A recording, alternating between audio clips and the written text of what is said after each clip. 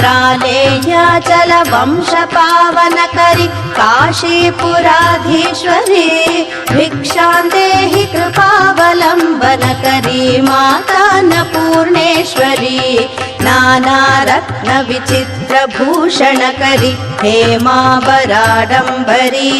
मुक्ताहार विडम्बमान विलसद्वक्षोज कुम्भान्तरी